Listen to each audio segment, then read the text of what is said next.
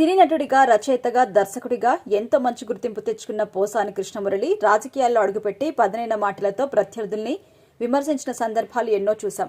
2009 సంవత్సరంలో మెగాస్టార్ చిరంజీవి స్థాపించిన ప్రజారాజ్యం పార్టీ ద్వారా రాజకీయ ఆరంగేట్రం చేసిన పోసాని కృష్ణమురళి ఆంధ్రప్రదేశ్లోని గుంటూరు జిల్లా చిలకలూరిపేట నియోజకవర్గం నుండి ఎమ్మెల్యేగా పోటీ చేసి ఓడిపోయారు. ఆ తర్వాత ప్రజారాజ్యం పార్టీని కాంగ్రెస్లోకి విలీనం చేసిన తర్వాత నుండి వైసీపీ పార్టీలో చేరిన పోసాని కృష్ణమురళి అప్పటి నుండి నేటి వరకు వేరే పార్టీ మారకుండా వైసీపీలోనే కొనసాగుతూ వచ్చాడు. మాజీ CM Jagan MLA, MP, MLC పదవులు ఆఫర్ చేసినప్పటికీ కూడా తీసుకోకుండా నిస్వార్థంగా ఆ పార్టీ కోసం పనిచేశారు. ఎవరైనా వైసీపీ పార్టీపై విమర్శలు చేస్తే వాళ్లపై ఈయన నోరు ఎవ్వరూ ఊహించని రీతిలో పారేసుకునేవాడు.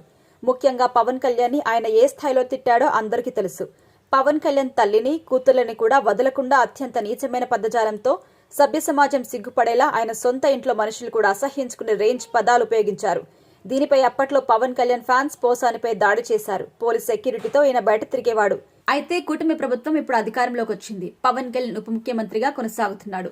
చంద్రబాబు పవన్ కళ్యాణ్ పై అసభ్యకరమైన వ్యాఖ్యలు చేస్తున్న ఒక్కొక్కరిని అరెస్ట్ చేస్తున్న నేపథ్యంలో పోసాని మీద కూడా కేసు నమోదైంది. త్వరలోనే ఆయన అరెస్ట్ కాబోతున్నారు అనే వార్తలు కూడా వినిపిస్తున్నాయి.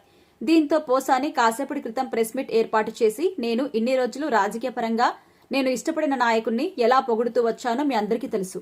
నిజాయితీ గల నాయకులను ఎల్లప్పుడూ పొగుడుతూ ఉండడం, వాళ్ళకి సపోర్ట్ గా నిలబడి నేను మాట్లాడిన తీరును కూడా మీరంతా గమనించారు. ఇక మీదట నేను రాజకీయాలకు దూరంగా ఉండాలని నిర్ణయించుకున్నాను.